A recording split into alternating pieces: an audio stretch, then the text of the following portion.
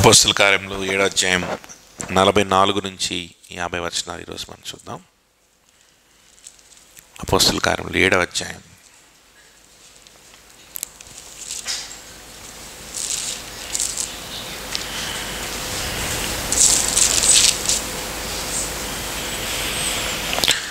So ఇక్కడ మనకు చూసినట్లుగానే Stephen అక్కడ ఉన్నటువంటి వేషధారులైనటువంటి పరిసయ్యులతోనూ అక్కడ ఉన్నటువంటి యూదులతోనూ మాట్లాడుతూ ఉన్నాడు. వారు స్టెఫెన్ని చంపబోతూ ఉన్నారు. స్టెఫెన్ మీద వాళ్ళు మోపినటువంటి నేరం ఏంటి అని అంటే మోషేని దూషించాడు. ఇంకొక నేరం ఏంటి అని అంటే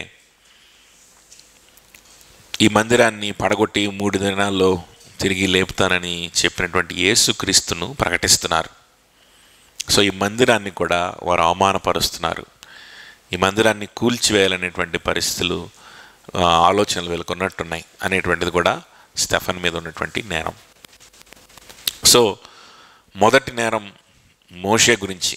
కాబట్టి మోషే గురించి ఆయన మనసు ఏంటి, అసలు మోషే ఎవరు అనేటువంటిది అబ్రహాం దగ్గర నుంచి మోషే దాకా ఉన్నటువంటి చరిత్రను స్టెఫెన్ చెప్పుకుంటూ వచ్చాడు. మనం దాన్ని విన్నాం. మోషేకున్న మనసు ఏంటి? మోషేకున్న మనస్సు యేసుక్రీస్తుకున్న మనస్సు.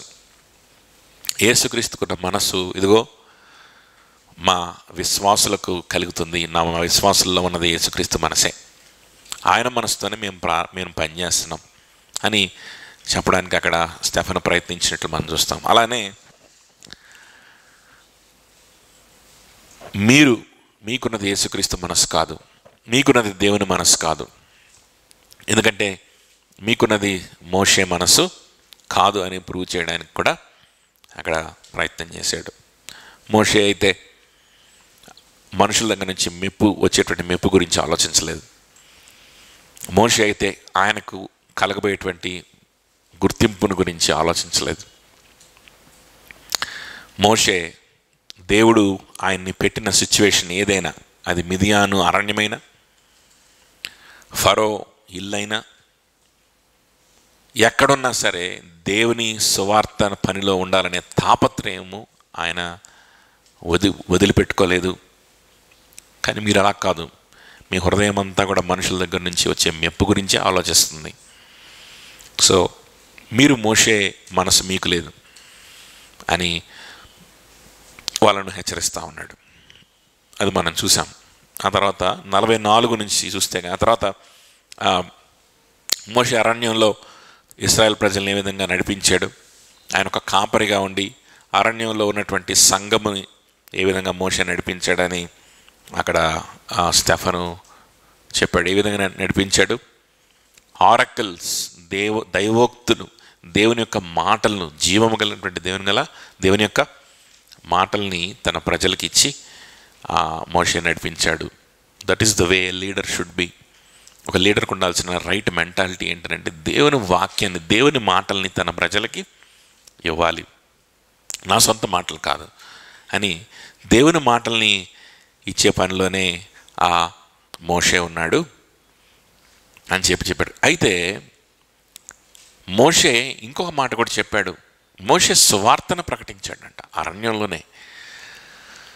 ఏమని ప్రకటించాడంటే, నా వంటి వేరొక ప్రవక్త వస్తాడు, నాకంటే గొప్పవాడైన ప్రవక్త, నేను రాబోయేటువంటి ఆయనకు సాదృశ్యం మాత్రమే. అసలు ఆ ప్రవక్తే నన్ను పంపించాడు. ఆ మిదియాన్లో, ఆ సీనాయి పర్వతం మీద ఉన్నటువంటి ఆ పొద ఏదైతే ఉందో, అక్కడ ఉన్నటువంటి దేవుని దగ్గర నుంచి సమాచారం తీసుకొచ్చినటువంటి దూత, ఆయన ద్వారానే నేను పంపబడ్డాను. ఆయన ఎవరు అనంటే మన పితరులైనటువంటి దేవుడు అని చెప్పుకున్నాడు. కాబట్టి ఆయనే నేను చేసేటువంటి ఈ పనిని ఇంకా బెటర్గా ఆయన చేయబోతున్నాడు. నేను మిమ్మల్ని కేవలం బానిసత్వం నుంచి బయటికి తీసుకొచ్చాను, ఆయన మిమ్మల్ని ఎందులో నుంచి బయటికి తీసుకొస్తాడు? పాపము నుండి బయటికి తీసుకొస్తాడు అని ప్రవచనం కూడా చెప్పాడు. యేసుక్రీస్తు గురించి సువార్త కూడా స్పష్టంగా ప్రకటించినట్లుగా మనం చూస్తాం. సో ఇవన్నీ చేసిన తర్వాత కూడా వాళ్ళు ఏం చేశారంటే అరణ్యంలో మోషే చెప్పిన దానికి వాళ్ళు చెవి యొగ్గకుండా మాట వినకుండా వారి హృదయములలో వారు ఐగుప్తునకు తిరిగి వెళ్ళాలని ఇష్టపడ్డారు. ఎక్కడ ఇష్టపడ్డారు? హృదయములలో. హృదయములలో స్టార్ట్ అయినటువంటి విగ్రహారాధన స్లోగా బయటకు వచ్చేసింది. కొద్ది దినాల్లోనే మోషే కొండ మీద నుంచి కిందకు వచ్చే లోపే హృదయంలో స్టార్ట్ అయిన విగ్రహారాధన, హృదయంలో ఆలోచన, పొద్దున్న లేస్తే ఐగుప్తు బాగుండేది, ఇదేందో అరణ్యం, సరే అక్కడ కొట్టినా తిట్టినా, సరే అక్కడ టైం ఉండదు, మనకంటూ టైం ఉండదు, బానిసత్వం, మనకంటూ ఒక జీవితం ఉండదు. బానిసత్వమే, కాకపోతే సాయంత్రానికి కూలి ఇచ్చేవాళ్ళు, కాకపోతే ఆ కూలి డబ్బులు తీసుకొని వెళ్ళి కాస్త ఉల్లిపాయలు దుంపలు అవి కొనుక్కొని ఏదో కూర వండుకొని తినేవాళ్ళం. మళ్ళీ సాయంత్రానికి అక్కడ రోడ్డు మీద ఈజిప్ట్ రోడ్డు మీదకి వెళ్తే అక్కడ పెద్ద పెద్ద భవనాలు అవి కనిపిస్తే, లగ్జూరియస్ బిల్డింగ్స్, రకరకాల రంగులు, ఇవన్నీ షాపులు, ఇవన్నీ కనిపిస్తూ ఉంటాయి. కొనడానికి డబ్బులు లేవు, మళ్ళా కొనలేకపోయినా కనీసం తిరుగుతూ అటు మధ్యలో అదొక తృప్తి. ఎక్కడేముంది? అరణ్యం. పొద్దున్న లెగిస్తే ఏముంది? ఏమి లేదు, ఏం కనపట్ల, చెట్లు ఏమి కనపట్టలేదు, కనీసం చెట్లు కూడా లేవు, అరణ్యం అది. అర్థమవుతుందా? ఏం లేదు. కానీ దేవుడు పోషిస్తున్నాడు. మన్నా ఇచ్చాడు, నీళ్ళు ఇచ్చాడు, అగ్నిస్తంభం ఇస్తున్నాడు, మేఘస్తంభం ఇస్తున్నాడు, అద్భుతాలవి. కానీ అవి బోరు కొట్టేసినాయి. కొంతమందికి దేవుడు చేసేటువంటి వారి జీవితాలు చేసే అద్భుతాల కంటే దేవుడు మాత్రమే చేయగలిగినటువంటి అద్భుత క్రియలు వాళ్ళ జీవితాలను దేవుడు చేస్తూ ఉంటే వాళ్ళ కళ్ళ ముందు కొంతమందిని రక్షించుకుంటూ ఉండడం, కొంతమంది జీవితాలు మారిపోతూ ఉండడం, కొంతమంది ఆలోచన విధానం మారిపోతూ ఉండడం, ఏదైతే మనల్ని ఇంకా కృంగిపోయేలాగా చేస్తాయో, ఏవైతే మనల్ని ఇంకా యాంగ్జైటీలోకి తీసుకెళ్తాయో, వాటి నుండి దేవుని సంబంధమైనటువంటి పరలోక సంబంధమైనటువంటి ఆలోచనలు కలిగి ఉండి సంతోషించడం, ఇలాంటి మార్పులు, ఇలాంటి అద్భుతాలు దేవుడు జరిగిస్తూ ఉంటే, ప్రతి విషయంలో దేవుని దగ్గర ఆధారపడగలగడం, ఏ అవసరం వచ్చినా, ఏ భయం వచ్చినా దేవుని దగ్గరికి వెళ్ళి ఆదరణ పొందుకోవడం, ధైర్యాన్ని తెచ్చుకోవడం, ఇవన్నీ అద్భుతాలు. దేవుడు మాత్రమే చేయగలిగిన అద్భుతాలు. మనుషులు చేయలేరు. ఒక్కసారి మనకు వచ్చే యాంగ్జైటీల్లో దేవుడు చేయి విడిచిపెట్టేసి ఆయన్ని మనం ఆశ్రయించినా కూడా ఆయన మనల్ని ఆదరించకుండా అలా వదిలేస్తే, లేదు మనుషులే నీకు దిక్కురాను, మనుషుల దగ్గరికి వెళ్ళు అని గనక, ఐఎమ్ సారీ, నేను నేను హెల్ప్ చేయలేను, ఇదిగో ఈ యాంగ్జైటీ వచ్చింది, కానీ ఇదిగో ఈ ప్రపాలన డిప్రెషన్ వచ్చింది, నేను హెల్ప్ చేయలేను, ఎవరన్నా చేస్తారేమో వెళ్ళు ఎత్తుక్కో అని చెప్పి కనుక మనల్ని వదిలేస్తే మన పరిస్థితి ఏంటి? ఆ విధంగా వదిలేస్తే మన పరిస్థితి ఏంటి? ఎన్నిసార్లు మనుషులు సహాయం చేస్తారు? ఎంతవరకు సహాయం చేస్తారు? ఎంతసేపు సహాయం చేస్తారు? ఆ తర్వాత మన పరిస్థితి ఏంటి? ఏ మనిషి ఇవ్వలేని గొప్ప సహాయంను, ఆదరణను, సహాయాన్ని, ధైర్యాన్ని దేవుడు మనకి ఇస్తున్నాడు. మనకు అది అర్థం కావట్లేదు. కట్ అయిపోతే అప్పుడు తెలుస్తుంది. విశ్వాసులుగా ఉన్నవాళ్ళు మీరు ఉంటే కనుక మీకు అర్థమవుతుంది. It's a great privilege a believer has. ఒకవేళ మీరు విశ్వాసులుగా లేకపోయినా, ఇంకా ప్రభుకి మీ జీవితాన్ని ఇవ్వకపోయినా, సంఘానికి వస్తూ ఉన్నారు, ప్రార్థన చేస్తూ ఉన్నప్పుడు దేవుడు ఒక్కొక్కసారి కనికరించి మనకి ఉత్తరం ఇవ్వకపోతే మన పరిస్థితి ఏంటి? ఎన్నోసార్లు ఎన్నో ప్రమాదాల నుంచి మన జీవితాన్ని కాపాడకపోతే మన పరిస్థితి ఏంటి? ఇవన్నీ మనం ఆలోచించం కాబట్టి మనకు అర్థం కావు. దేవుడు మాత్రమే చేయగలిగినటువంటి అనేకమైన అద్భుత కార్యాలు మన జీవితంలో రోజు జరుగుతూ ఉంటే కూడా వాటి గురించి ఆలోచించబుద్ధి కాదు. ఆ అద్భుతాల గురించి మనం టైం స్పెండ్ చేయబుద్ధి కాదు. భయంకరమైన రోగాలు వస్తూ ఉన్నాయి, భయంకరమైన ఇన్ఫెక్షన్స్ వస్తూ ఉన్నాయి, భయంకరమైనటువంటి పరిస్థితులు ఉన్నాయి, లోకంలో యుద్ధాలు ఉన్నాయి. ఒకసారి మీరు న్యూస్ పేపర్ చూస్తున్నారా?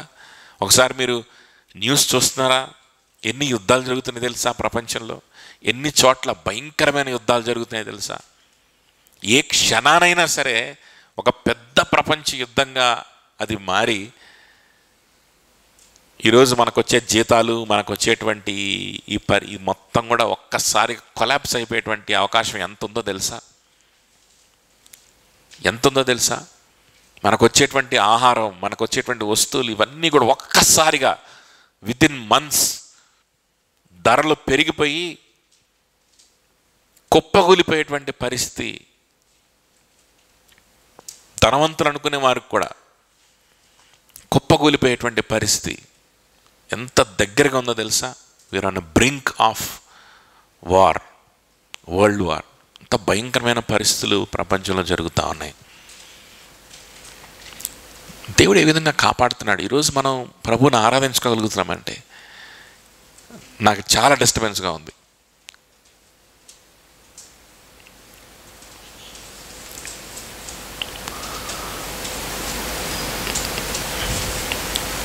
ఎవరు పేపర్లో మడతలు పెట్టద్దు అని రాసుకోమని చెప్పండి. పేపర్లు మడత పెట్టడాలు, కట్ చేయడాలు చాలా సౌండ్ వస్తుంది.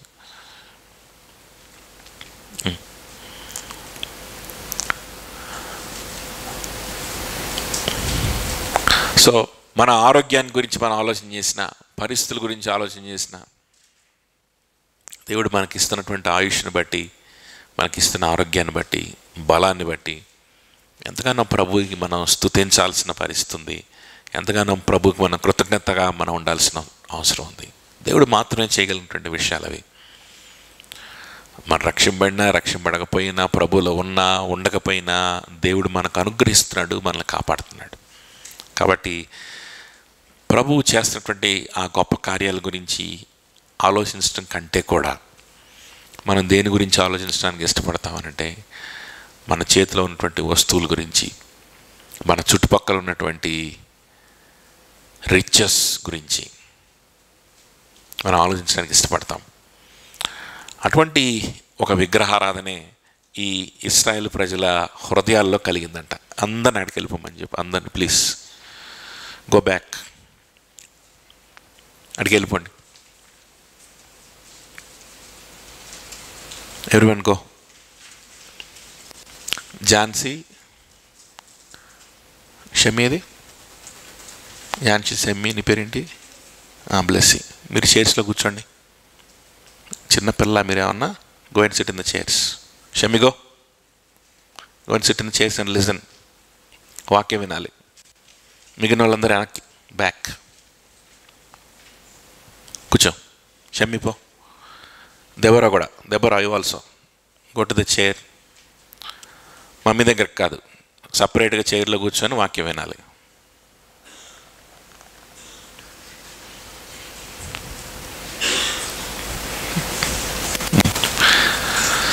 రైట్. సో దేవుడు చేస్తున్నటువంటి గొప్ప కార్యాలు, అద్భుత కార్యాలు, వీటికంటే కూడా అనేక సార్లు మనం అంటే ఇశ్రాయేల్ ప్రజల గురించి మాట్లాడితే మనం చిచి ఏంటి వాళ్ళు దేవుడు అగ్నిస్తంభాన్ని నిలబెట్టి మన్నాను కురిపించినా సరే వాళ్ళు దేవుని గురించి ఆలోచించకుండా ఐగుప్తు గురించి ఎట్లా ఆలోచించారు అని మనం అనుకోవచ్చు. కానీ అనేకసార్లు మనం చేసేది కూడా అదే. దేవుడు మాత్రమే ఇవ్వగలిగినటువంటి విషయాలు ఉన్నాయి. దేవుని సేవకుడైనటువంటి, లేకపోతే దేవుని బిడ్డ అయినటువంటి, విశ్వాస అయినటువంటి ఒక భర్త, విశ్వాస అయినటువంటి ఒక భార్య, బిడ్డలు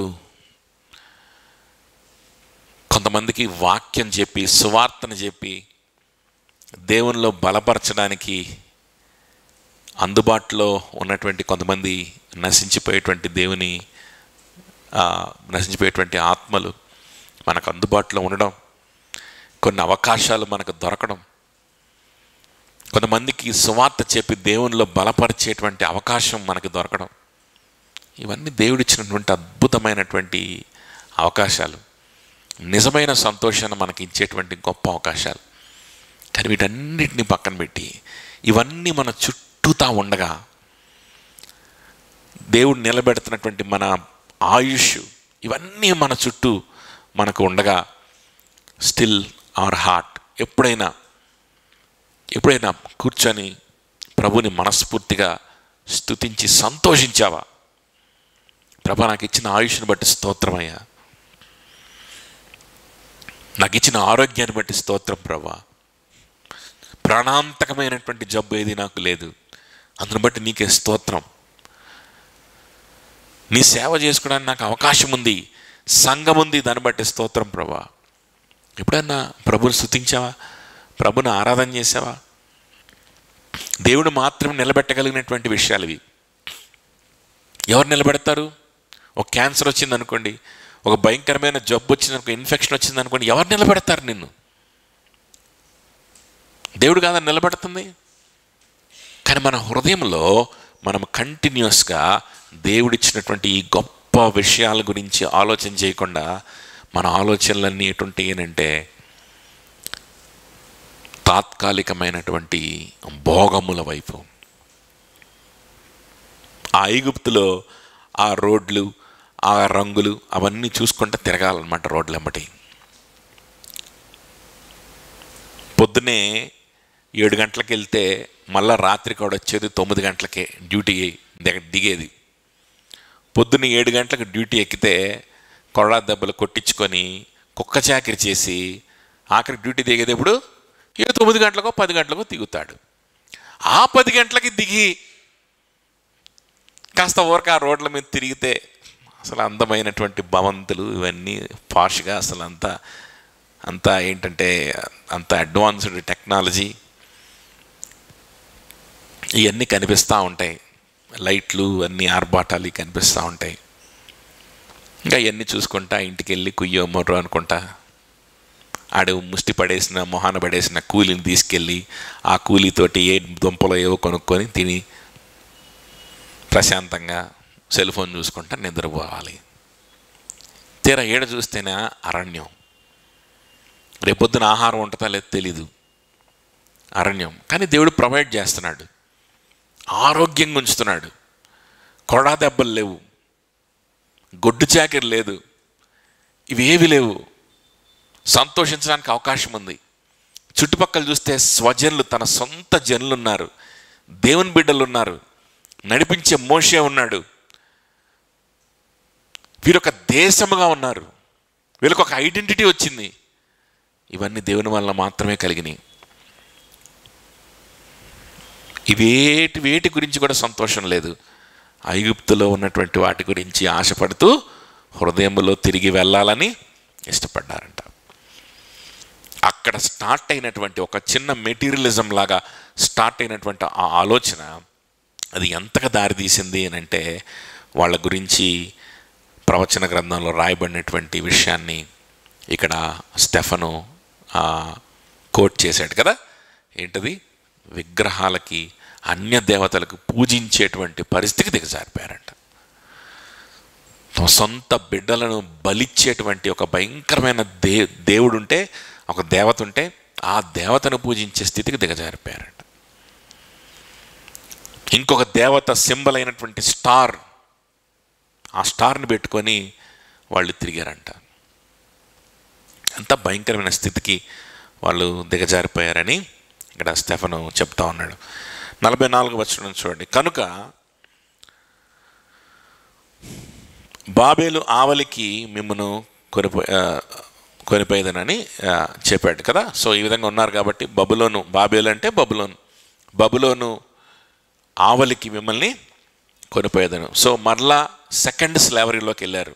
నెబుకద్నెజరు, ఈ బబులోను దేశపు రాజులు వాళ్ళని పరిపాలన చేశారు.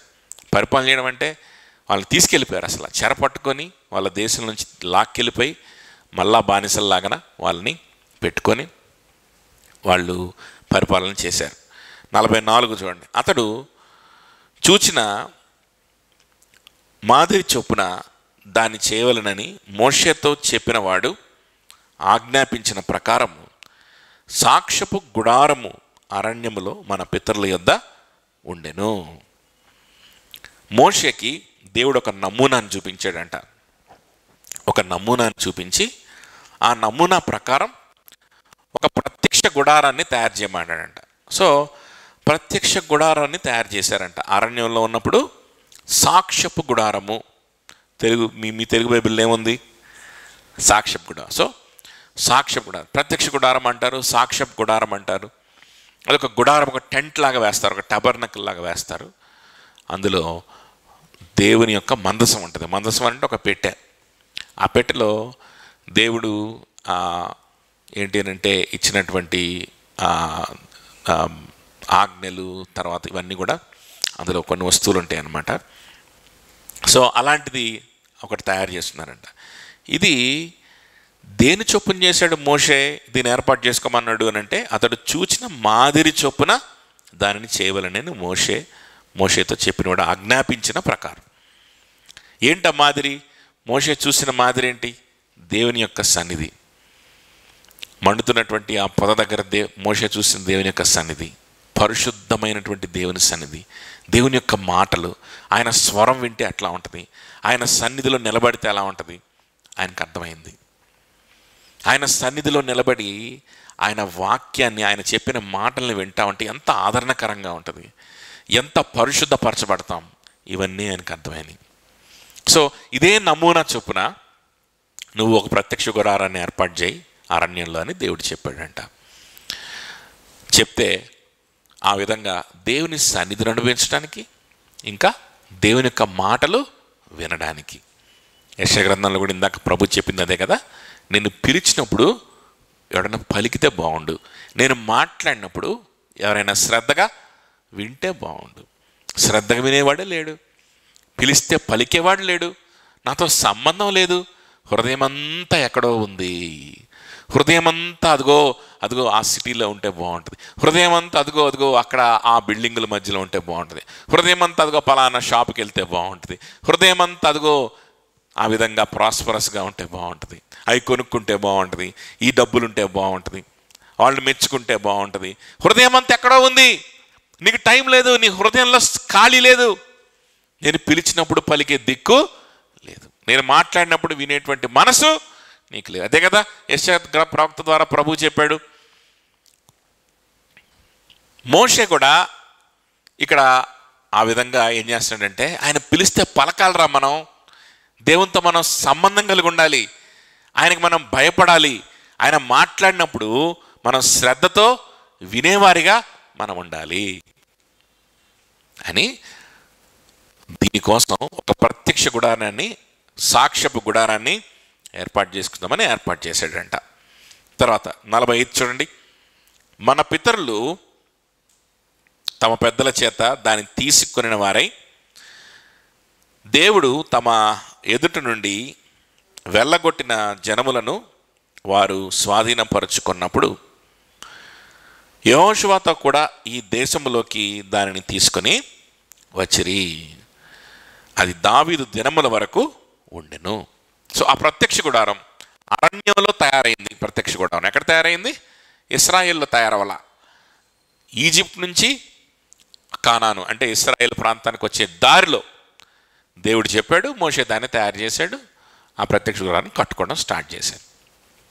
తర్వాత వాళ్ళు కదులుతారు, అక్కడ నుంచి మళ్ళీ ప్రయాణమే వెళ్తారు. ఎక్కడైతే కొద్దిసేపు ఆగుతారో, కొన్ని దినాలు ఆగుతారో, అక్కడ మళ్ళీ ప్రత్యక్ష గుడారాన్ని వాళ్ళు వేసుకుంటారనమాట. అలాగా ప్లేస్ టు ప్లేస్ ఆ ప్రత్యక్ష గుడారాన్ని కూడా వాళ్ళు మోసుకుంటూ వెళ్తారు. అక్కడ టెంట్లు గింట్లు, ఆ గుడ్డలు, ఆ తర్వాత పోల్స్ అవన్నీ కూడా చుట్టేసుకొని దాన్ని క్యారీ చేసే వాళ్ళు ఒక డ్యూటీ వేస్తే వాళ్ళు దాన్ని క్యారీ చేస్తారు. అప్పుడు ఎక్కడైతే స్టే, ఈరోజు మనం ఇక్కడ స్టే అవుతున్నాం అనగానే అక్కడ వెంటనే మోషే చెప్పిన డైరెక్షన్స్ని బట్టి, సో ఆ విధంగా ఈ కానానులో కూడా అది తీసుకొచ్చారంట. దేవుని సన్నిధి ఆ విధంగా వారిని వెంబడించింది. వాళ్ళు కూడా దేవుని సన్నిధిని వాళ్ళు వెతికారు, వాళ్ళతో కూడా తెచ్చుకున్నారు. కాబట్టి ఆ కానాన్లోకి ప్రవేశించినప్పుడు ఆల్రెడీగా కానాన్లో కొంతమంది పెద్ద పెద్ద మనుషులు ఉన్నారంట. ఆ కానాన్లో చాలా పెద్ద సైన్యం ఉందంట. ఆ సైన్యం అంతటినీ వెళ్ళగొట్టగలిగారంట. ఎందుకని? దేవుని సన్నిధి వాళ్ళతో ఉంది కాబట్టి. దేవుని యొక్క చిత్తము వాళ్ళ జీవితంలో నెరవేరుతూ వచ్చింది. ఎందుకంటే వాళ్ళు దేవుని సన్నిధిని వాళ్ళు వెతికారు కాబట్టి.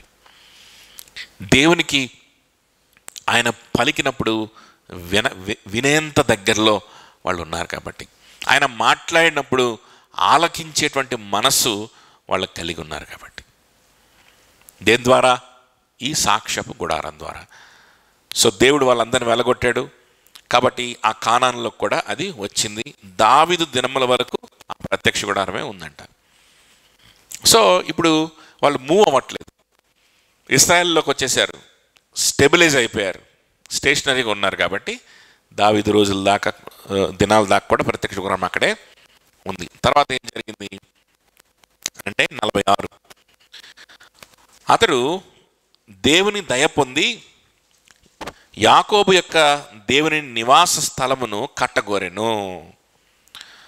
అప్పుడు దావీదు ఏమనుకున్నాడంట, దేవునికి ఒక నివాస స్థలాన్ని కట్టాలి అనుకున్నాడంట. అసలు గుడారాన్ని ఎందుకు ఏర్పరచుకోమన్నాడు దేవుడు? వాళ్ళు ఎక్కడికి వెళ్తే అక్కడికి ఈ గుడారాన్ని కూడా వాళ్ళు తీసుకొని వెళ్ళాలి. వాళ్ళు ఎక్కడికి వెళ్తే అక్కడ దేవుడు తన సన్నిధిని వారికి అనుగ్రహించాలి. వాళ్ళు ఎక్కడికి వెళ్తే అక్కడ దేవుడు వాళ్ళతో మాట్లాడాలి, వాళ్ళు వినాలి, వాళ్ళతో సంబంధం కలిగి ఉండాలి. కాబట్టి ఆ గుడారాన్ని ఏర్పరచుకోమన్నాడు. అయితే ఇప్పుడు దావీదుకు ఒక ఆలోచన ఏమొచ్చింది అని అంటే, సరే దేవుడు ఇంకా మేము ఎక్కడికి వెళ్ళట్లేదు, ఇక్కడే ఉన్నాం, దేవుడు కూడా ఆయన మందసాన్ని ఇక్కడే ఉంచాడు. But let us build a better house for him. ఆయన సన్నిధి ఉండడానికి ఒక నివాస స్థలమును కడదామని అనుకున్నాడంట. 47 అయితే సొలొమోను ఆయన కొరకు మందిరమును కట్టించాను. కానీ దేవుని యొక్క ప్రణాళిక వేరుగా ఉన్నింది. దావీదుతో ఏం చెప్పాడంటే, దావీదు, నేనేమన్నా మనుషుల చేతులతో కట్టినటువంటి మందిరాల్లో ఉండేటువంటి దేవుణ్ణా? నేను ఎందుకు అసలు ఈ టెంట్ని వేసుకోమని చెప్పాను? నా సన్నిధిని ఆశ్రయించేటువంటి అలవాటు మీకు ఉండాలని, నా సన్నిధిని కోరుకునేటువంటి మనసు మీకు డెవలప్ అవ్వాలని, నేను మాట్లాడినప్పుడు వినే చెవులు, ఆలకించే మనసు మీకు డెవలప్ అవ్వాలని నేను ఈ గుడారాన్ని తయారు చేసుకొని మీరు ఎక్కడికి వెళ్తే అక్కడ తీసుకొచ్చుకోండి అని చెప్పాను. అంతేగాని నేనేదో ఇక్కడ నివసించేవాడినా, నేనేమన్నా గుడారాల్లో నివసిస్తానా, లేకపోతే నువ్వు కట్టేటువంటి ఇంట్లో నివసిస్తానా? నాకేం వద్దు, కానీ నువ్వే ఇల్లు కట్టుకో, నీ ఇంటిని నేను ఆశీర్వదిస్తాను అన్నాడు.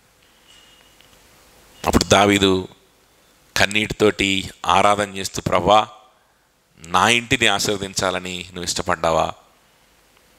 నీ గుడారాన్ని నేను ఇంకా బాగు చేద్దాం అనుకుంటే నువ్వు నా ఇంటిని ఆశీర్వదించాలని ఇష్టపడ్డావా అని చెప్పి అక్కడ దావీదు ఆ ప్రభుకి ఆరాధన చేయడం మనం చూస్తాం. అయితే దావీదు తర్వాత వచ్చినటువంటి సొలొమోను చేత ఆ మందిరాన్ని దేవుడు కట్టించుకున్నాడు. ఎందుకంటే దేవునికి ఒక ప్రణాళిక ఉంది.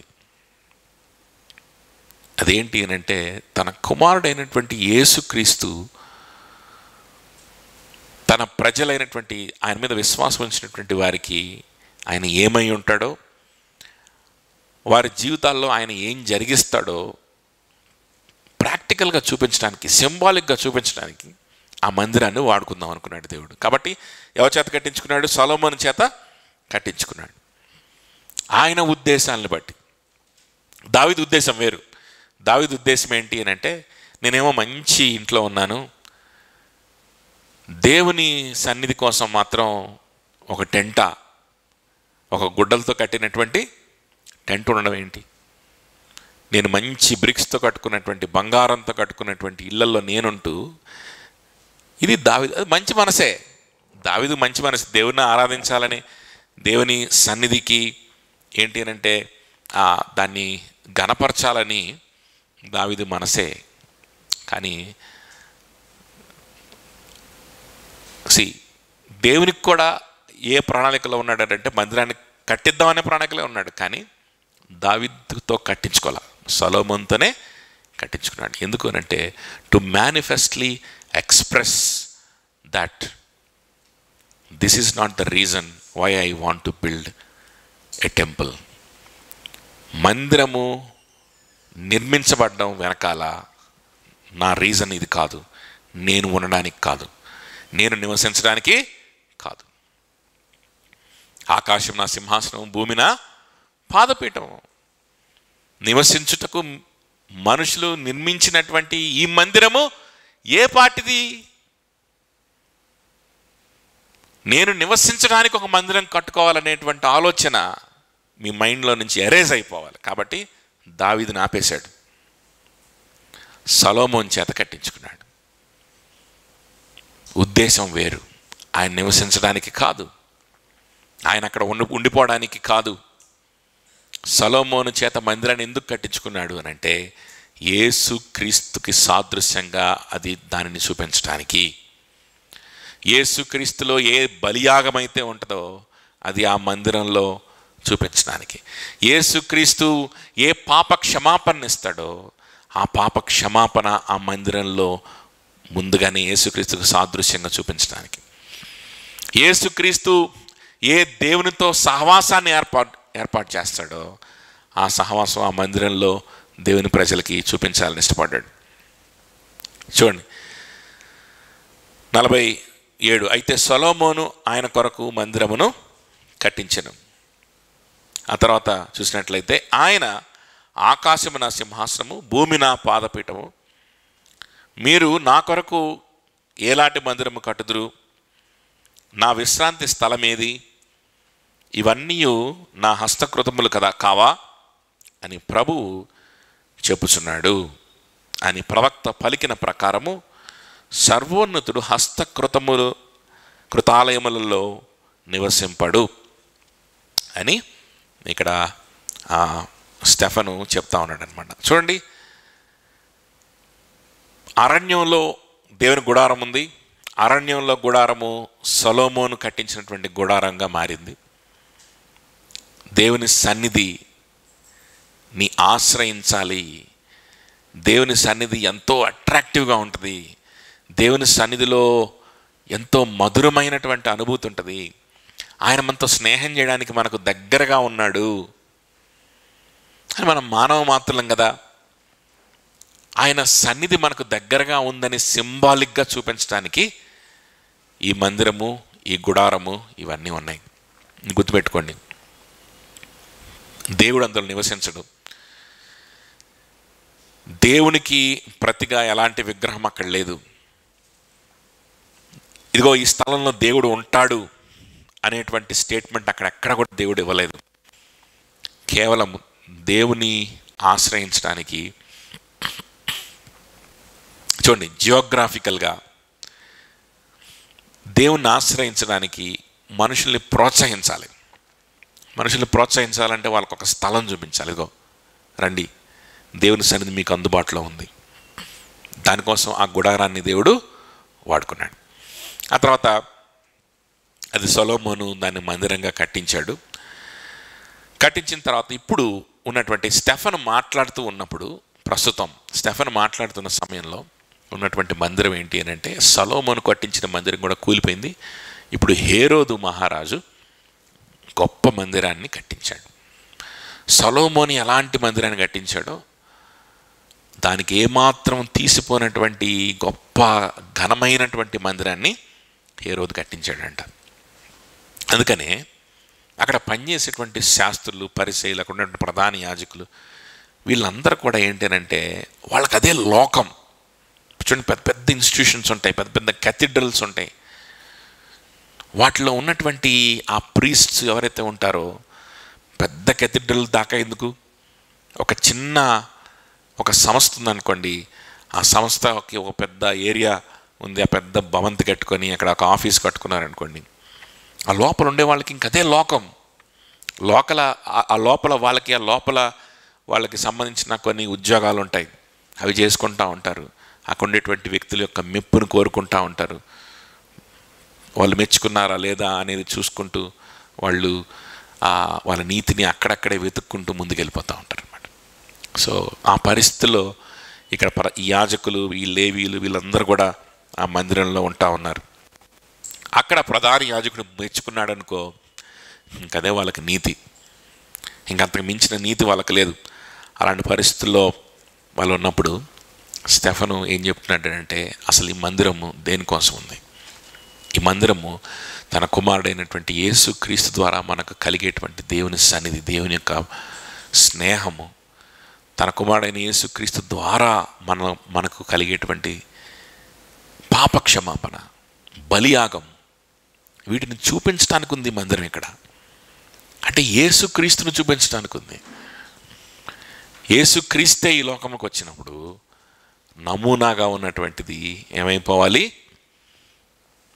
అది ఇట్ షుడ్ ఫేడ్ అవే, అది కూలిపోవాలి అనే విధంగా ఇక్కడ స్టెఫను చెప్తా ఉన్నాడు అనమాట. చూడండి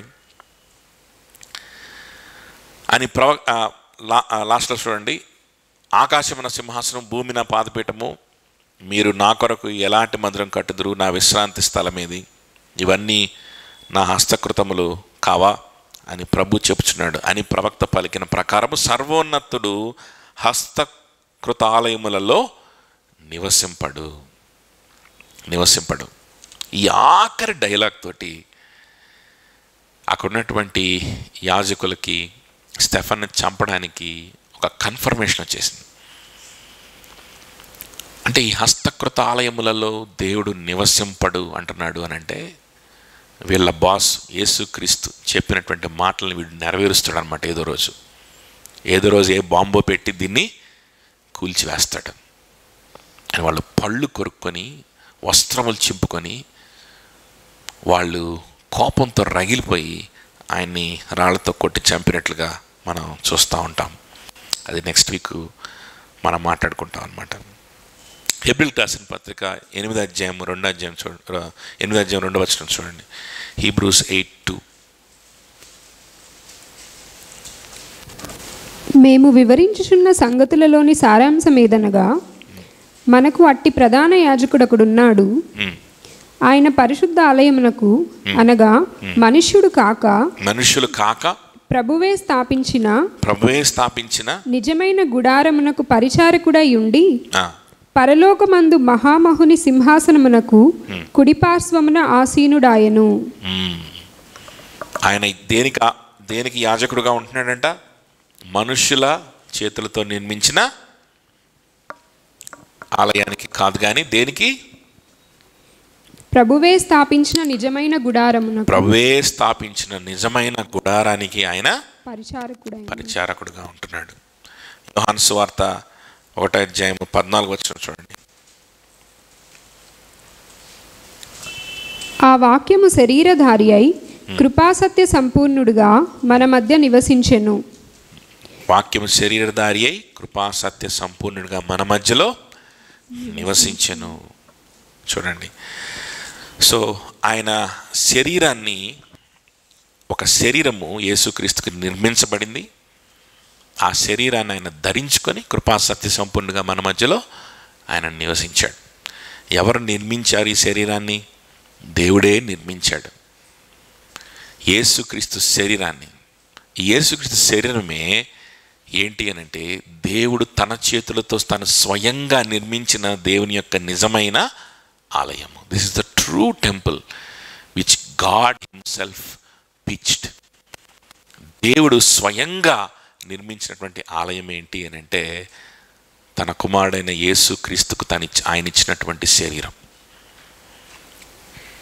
కృపా సత్య సంపూర్ణుడిగా, కృపా సత్యము, సత్య సువార్త, దాని ద్వారా వచ్చేటువంటి కృప, ఇవన్నీ కూడా ఆయన ద్వారా తన ప్రజలకి ఇవ్వాలని ఇష్టపడుతూ ఆయన నిర్మించినటువంటి ఆలయం ఏంటి అని అంటే యేసుక్రీస్తు ప్రభు యొక్క శరీరము. That is the true temple. ఆ ఆలయానికి సాదృశ్యంగా మాత్రమే ఉంది ఇక్కడ ఉన్నటువంటి ఈ ఆలయం ఇప్పుడు. అంతేకాని ఈ ఆలయంలో మీ నీతి లేదు, ఈ స్థలంలో మీకు ఎలాంటి రక్షణ లేదు, ఎలాంటి పాపక్షమాపణ లేదు. యేసుక్రీస్తులో ఉన్న పాపక్షమాపణ గురించి అర్థం చేసుకోవడానికి, యేసుక్రీస్తు వైపు మీ మనసులో పెట్టుకొని ఆయన మీద విశ్వాసం ఉంచి ఆయన ద్వారా రక్షింపబడడానికి ఈ ఆలయము మీకు ఇన్ఫర్మేషన్ ఇస్తుంది. It will just give you information about Jesus Christ and it will point you about the coming Jesus Christ అనేటువంటి విషయాన్ని ఇక్కడ స్టెఫను వాళ్ళకి తెలియజేయడానికి ఇష్టపడతా ఉన్నాడు. కాబట్టి చూడండి, మన జీవితాల్లో కూడా దేవుని యొక్క సన్నిధి అనుభవించడం, ఆయన మాట్లాడినప్పుడు వినేటువంటి మనస్సు కలిగి ఉండడం, ఆయన చెప్పినటువంటి ఆయన ఆజ్ఞల యందు భయభక్తులు కలిగి ఉండడం కదా. 66 అది కదా మనం చదువుకున్నాం. 5వ వచనం ఒకసారి చదువుకుందాం మరలా చూడండి. ఐజైయా 66:5.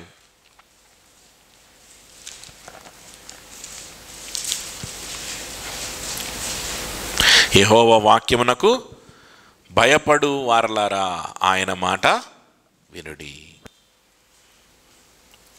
దాని ముందేమన్నాడు? నేను పిలిచినప్పుడు ఉత్తరమిచ్చు వాడొక్కడను లేకపోయాను, నేను మాట్లాడినప్పుడు వినువాడొక్కడను లేకపోయాను. యెహోవా వాక్యమునకు భయపడు వారలారా, ఆయన వాక్యానికి భయపడే వారి కోసం ఆయన చూస్తున్నాడు. మందసాన్ని ఇచ్చిన, సొలొమోను చేత మందిరాన్ని కట్టించుకున్న, ఆయన మాటలకి భయపడే వాళ్ళని తయారు చేసుకోవాలి. అది దేవుని యొక్క ఉద్దేశం.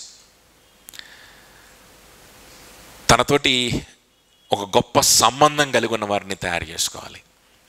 దేవునితో వాళ్ళకున్నటువంటి ఆ సంబంధాన్ని కాపాడుకునే విషయంలో భయముతోనూ వణుకుతోనూ ఉండే వాళ్ళని తయారు చేసుకోవాలి.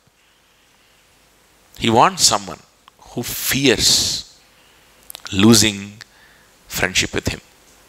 He wants people who cannot afford to lose the relationship with him. నేను ఏం కోల్పోయినా పర్వాలేదు, నాకు విస్తారంగా లాభాన్ని కొని తెచ్చేటువంటి విషయాలు నేను కోల్పోయినా పర్వాలేదు, మనుషుల్ని కోల్పోయినా పర్వాలేదు, నా స్వకీయుల్ని కోల్పోయినా పర్వాలేదు, నా పరువు కోల్పోయినా పర్వాలేదు, నన్ను దూషణల పాలైనా పర్వాలేదు, but I can never afford to lose the friendship with my God. I can never afford to lose the place where I can hear when he speaks. I can never afford to lose the place where I can listen when he is speaking. పిలిచినప్పుడు ఉత్తరం ఇవ్వగలిగినటువంటి స్థానం, ఆయన మాట్లాడినప్పుడు వినగలిగినటువంటి స్థానాన్ని నేను విడిచిపెట్టుకోవడానికి నేను సిద్ధంగా లేను. నేను దేన్నైనా విడిచిపెట్టుకుంటాను. ఇలాంటి మనసు, ఇలాంటి సంబంధం ఆయనతోటి ఏర్పరచుకున్నటువంటి ప్రజల కోసం దేవుడు చూస్తున్నాడు. దానికోసమే మందసం, దానికోసమే సాక్ష్యపు గుడారం, దానికోసమే సొలొమోను మందిరం, దానికోసమే ఏదైనా. అది లేకపోతే నువ్వెంత భక్తి చేసినా అది వ్యర్థమే. నువ్వు దేవుని కోసం చేస్తున్నాను అనుకున్నా వ్యర్థమే. నువ్వేదో ఒక స్థలంలోకి వచ్చి నేను దేవుని సన్నిధిలోకి వచ్చేసాను నువ్వు ఫీల్ అయితే కుదరదు. నేనేదో చర్చికి వస్తున్నాను, నేను దేవుని సన్నిధికి వచ్చాను, కొంతసేపు ఉన్నాను 2 గంటలు దేవుని సన్నిధిలో అని నువ్వు అనుకుంటే సరిపోదు. నేనేదో కొంచెం కానుకేసాను, నేనేదో కొంతసేపు సమయం గడిపాను అని అనుకుంటే సరిపోదు. He wants people who have that relationship, that bonding between him and his people. So అది మన జీవితంలో మనం ఏర్పాటు చేసుకున్నామా లేదా అనేది మనం ఆలోచించేద్దాం. మనం మొదటి ప్రసంగంలో విన్నట్లుగా వేషధారణలోకి మనం పడిపోకుండా, ఆ వేషధారణలోకి ఎవరు కూడా మనల్ని త్రోసివేయనివ్వకుండా మనం జాగ్రత్త పడుతూ వణుకుతోనూ భయంతోనూ మన రక్షణని మనం కొనసాగించుకోవాలి. అందరు కళ్ళు మూసుకుందాం, లేచిన వెంటనే ప్రార్థన చేసుకుందాం. Let's all stand up.